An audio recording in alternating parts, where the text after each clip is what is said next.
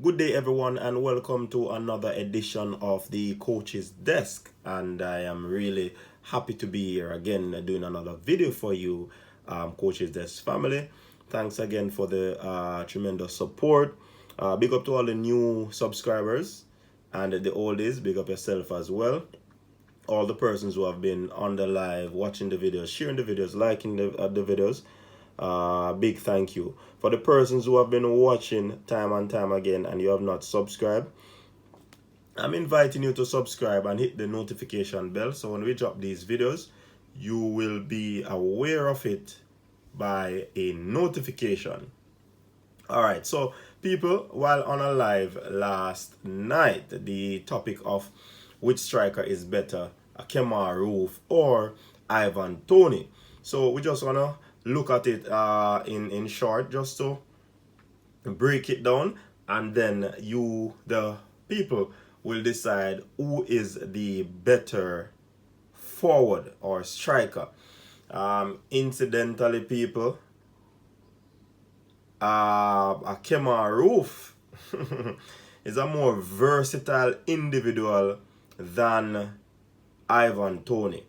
Yes, and we look at the position played. Ivan Toney is just his playing position is a striker, while Kemar Roofe, who plays for Rangers, Ivan Toney plays for a championship club, Brentford.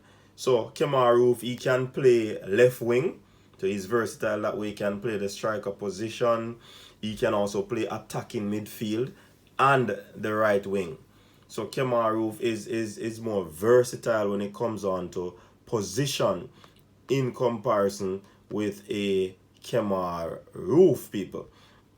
Alright, so when you look at things, alright, let's start with Kemar Roofe. He would have played 19 games so far, and this comparison, people, let me put it into context. It has to do with this season, 2020-21 season. All right, so it's not over a career span, it's over this season's span, just to figure who is the better striker this season. All right, so Kemar would have played 19 matches.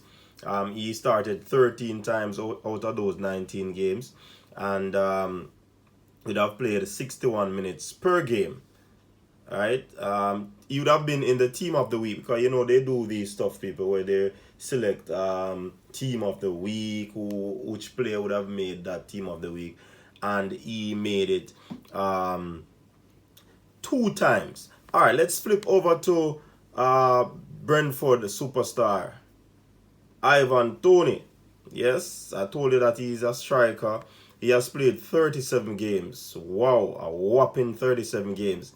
And people, if it was not, well, he started 36 out of that 37 games. If it were not for the red card that he received, he would have been in more games, basically. So he started 36 out of that 37 games. His minutes per game would have been 86, and he would have been in 8 team of the week because of his prolific strike.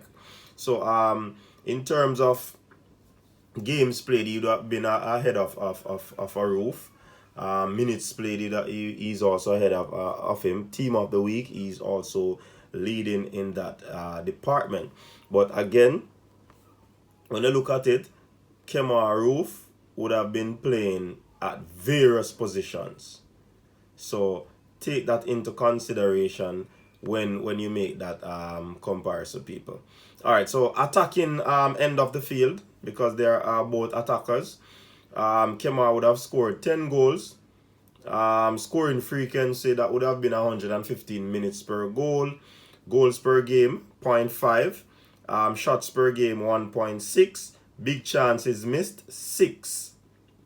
So that's his attacking prowess there. When you look at Ivan Toney, 28 goals, people. Whopping 28 goals. Leading goal scorer in the championship.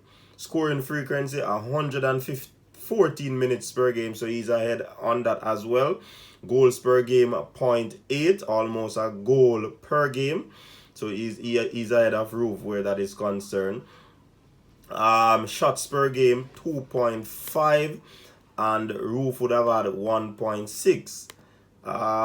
Big chances missed. Both of them would have missed 6 big chances. So it seems to be that Ivan is leading. Should I go any further, people? All right, I think you want to hear more, because I mean, you have not heard my estimation of who is the better strikers yet. But I mean, there are variables that we could look at that would say who is the better. But let us continue. Passing ability of these players. So we are over Ivan Toney's section. He has 9 assists to be the leading goal scorer, and also having 9 assists. That speaks wonders. So that tells me that he's not a selfish player. He would be in a goal scoring position and he passed the ball as well. So you have to take that into consideration. Or he split a defense with a clinical pass or stuff like that. You know what I mean? So touches 33.5. Big chances created 7. You'd have made 1.1 key passes in the game. Accurate per game, that would be 66%. Accurate in own half 75%. Opposition half, that would be 62%. Long balls 45%. Chipped pass 56%. And crosses, you'd have about a 25% accuracy there. So that's not a good stats for Toney there, you know. All right, so looking at the man Roofe, two assists. All right, touches 26.8. Toney is what, 33.5. So Toney gets a lot of the ball. Big chances created 1. Toney 7. Key passes 0.5. Toney 1.1. Accurate per game 77%. Let me see, Toney 66, so he's leading in that department. Accuracy in own half 86%. Toney is 75. Accurate in opposition half 73. Toney is 75. All right. Accuracy with long passes 20%. 45 from Toney. Chip pass is 25%. Toney 56. Accurate crosses 0%. So I mean, if he's playing right or left wing, that means he's not getting the crosses in. That is Kemar Roofe, so that's possibly not his best position, or he has not played that position this season. Let's continue. All right, so you know, as a striker, you have a defensive section of you. So let's jump into that. Interceptions per game 0.2. Same thing as Toney. Tackles per game 0.5. Same thing as Toney. Possession 1, that's critical. 0.6 for Toney. And Roofe is 0.2. Dribbled pass per game. Alright, that's 0.4 for Roofe. Kemar 0.3. So Kemar seemed to be the better dribbler. Clearance per game 0.4. Oh, did I say dribbled pass per game 0.4 and 0.3? Yeah, and I say Kemar should look like the better dribbler. No, it's how many it's how the opponents dribble past them. My bad. Alright, so clearances per game 0.4 for Roofe. Clearances per game 0.8 for Toney. Interesting. Error led to shot, none. Error led to goal, none. Penalty goals conceded, none from Roofe. And it's the same thing for Toney.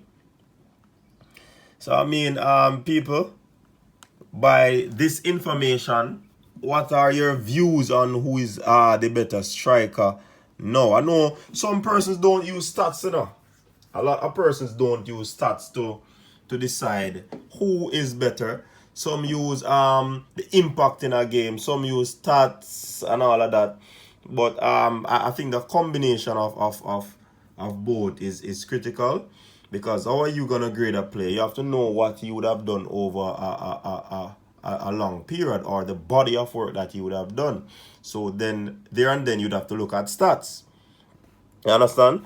So I mean, it is critical for persons to look at statistics when it comes on to players. It is important.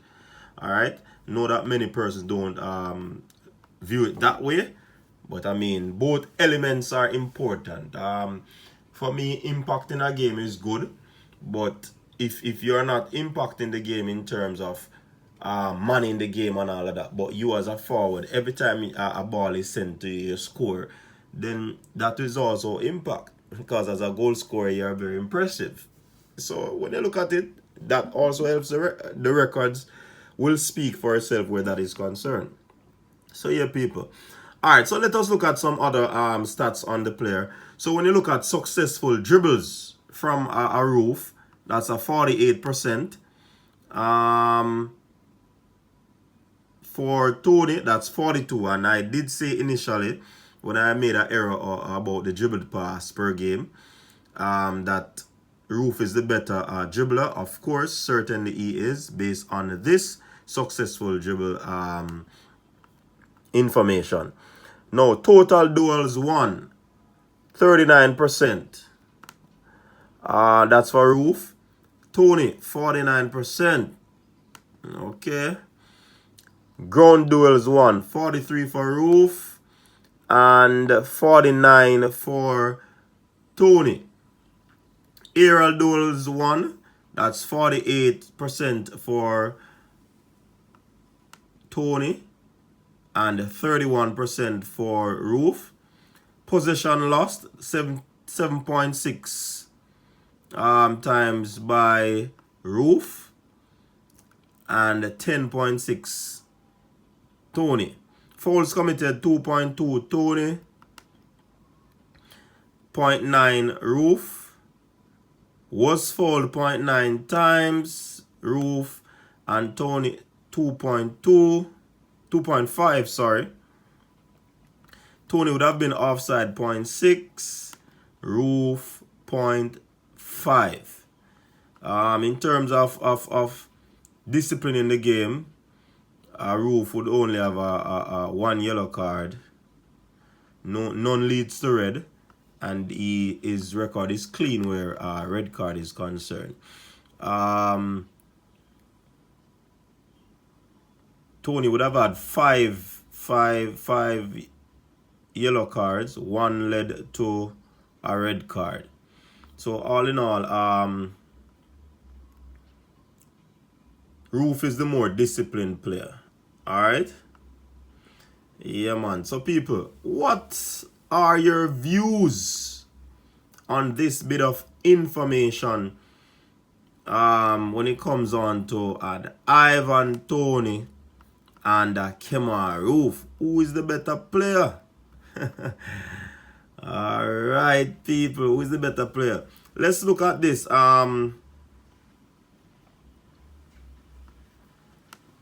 Let's look at this stats for the players. So in the attacking third, you have a 68 for Roofe. Technical 54, creative 42, defensive 35, tactical 47. That's for Roofe. Let me see Ivan, 76. So he's leading there.